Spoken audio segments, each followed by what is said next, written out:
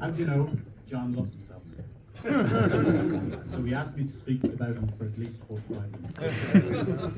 He's hoping to beat the overall time of the speeches at his prize to the ladies in September, where a few of those present nodded off.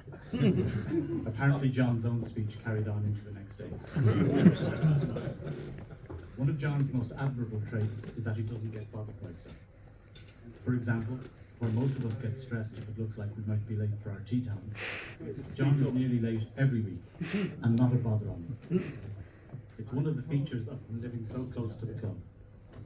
If you're playing with him, you're standing on the first tee with 5 minutes to go. No sign, but you know he'll be there. He could appear from anywhere. The first sign that he might be around is if you hear the car screeching into the car. He could also appear, like Santa, walking towards the clubhouse through the trees by the first fairway. Invariably, he'll then have a couple of caddy masters in a search for his golf club. It is possible that he'll be wearing matching shoes, but they definitely won't be laced up. He won't have shaved, his shirt will be hanging out, and it is also possible that there's a strong whiff of booze from the night.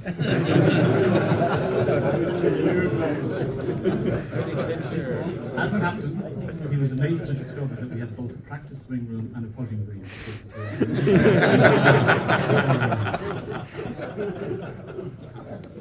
Once he has made his way to the first tee, he immediately starts bamboozling you with the bets. Oozlers, boozlers, rumblers, sandies, etc. Infuriatingly, he then proceeds to comfortably par the first, while the rest of us, who have diligently warmed up for 25 minutes, scramble around hoping to walk away with a 5. Inevitably, no matter how the draw for partners and the actual golf goes, you always end up owing him a 5 at the end of the round. Because he's the only one who understands the bet, and he changed the rules along the way. John's golf year didn't quite go to plan. His handicap index at the beginning of the year was 10.1, and he was confident he would be playing off single figures in no time. A combination of the lots of golf he would be playing and the few lessons he had with Dara. You could definitely see the benefit of his time with Dara, as he had a nice smooth swing going in early summer. John O'Grady and nice smooth swing haven't always belonged in the same sentence.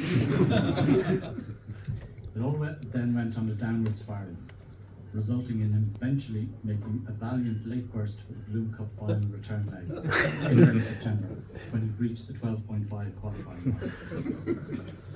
He mentioned to me he would be playing in the home leg, as he had told the team management that he wanted to play. In normal circumstances, that would be that, as you would expect the captain of the club to be picked on the team once he had declared his strong interest. But these were not normal circumstances. As Paul referenced earlier, his brother David was the joint team manager, so no chance of John being chosen. Probably some legacy of a brotherly row from about 50 years ago when John lost David's favourite action man. Kudos to David and Morris for resisting the considerable pressure to pick them. John proved his worth the following weekend when he went out and won the Stewarding Trophy. His real golf highlight of the year was on the June Bank Holiday weekend, when his son Ross won the competition with a wonderful score of 43 points. Ross, playing off 9, was 2 over par gross, and his round included 3 birdies in a row. In the same competition, Ross's brother Tom finished 9th with 39 points, including an unbelievable albatross on 5th. John was a proud dad that day, and would have been a lovely bookend to the family story if he himself had managed to go round. He came 136.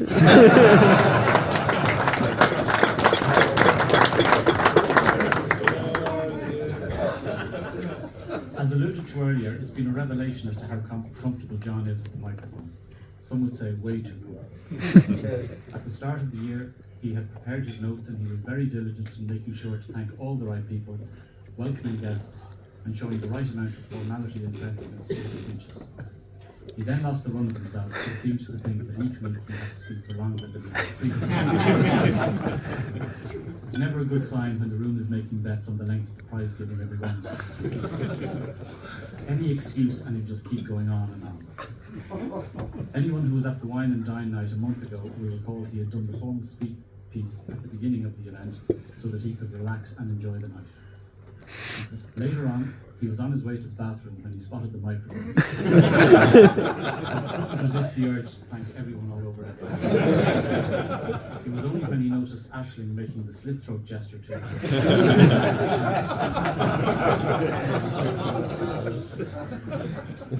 John is a loser. He loses his keys, his wallet, his phone, his golf clubs, anything of value. Generally, he has someone to tidy up after him, usually his family. This year, he's had a few extra helpers from the club who've been picking up after him.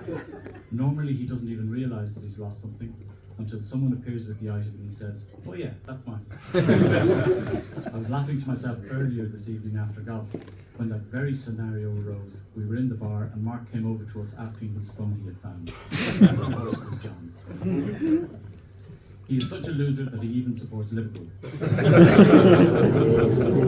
strategic decision made simply to help in his romancing of Aisling, who has been a big fan from a young age, an affliction that they have passed on to their boys. Why he didn't just choose the same team as most of his friends, it could have been so much easier. Think of all the fun he has missed out on over the years by not supporting the mighty Leeds.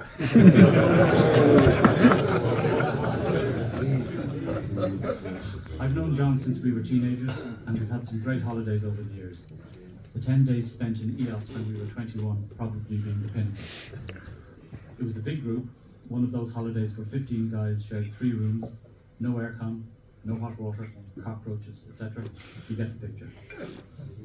It was a pretty raucous holiday where he displayed heroic partying stamina, skinny dipping, and perfected his dead ant move, which he practiced at every opportunity. If we're lucky, he might show us that move later. Probably the only reason he wasn't arrested on that holiday was due to a lack of police on the yard. The holidays have matured a little over recent times, focusing more on good golf, good food, and good wine. Our friendship was based on the usual pastimes, originally through tennis, and then all sports, golf, soccer, snooker, etc. We also started to learn about the delights of alcohol and girls. While we were pretty evenly matched in our sporting abilities, John was way ahead in his capacity for pints of Smiths. He just poured them down without touching the side. Our socialising goals were pretty standard at that stage of our lives, and he was very successful, if you know what I mean.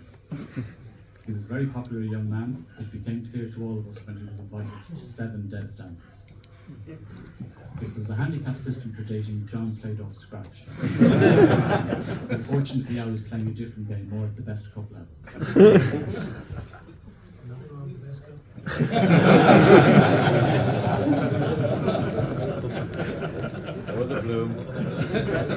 As we all know, the process of announcing the new captain is one of the great traditions in Milltown.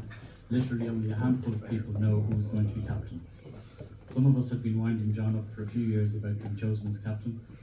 2 years ago, he invited us to his house for drinks before the captain's dinner, which we took to be a sure sign that this was going to be his year. Not a word said. We thought he was just keeping it quiet, and then Brian Woods was announced. Brian made up for it by asking John to be his successor. Someone close by is about to get announced tonight, and whoever it is, we wish him the best of luck.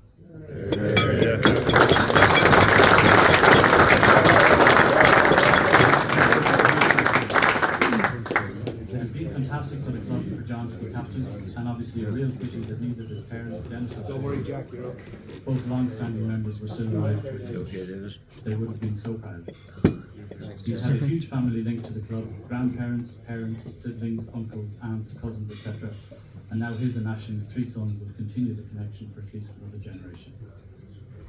It is relatively unusual for both spouses in the couple to have been captain, and for Aisling to have been lady captain 10 years ago, and now John this year, shows the esteem in which they are held in the club.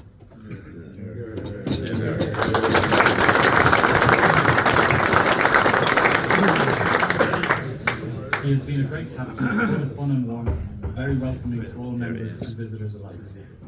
He has a great ability to make people feel comfortable and at ease, which leads to a better experience for all.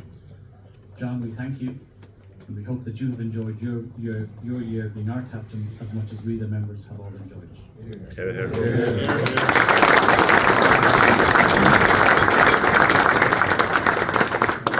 Can I please ask you all to rise and toast Captain Jack?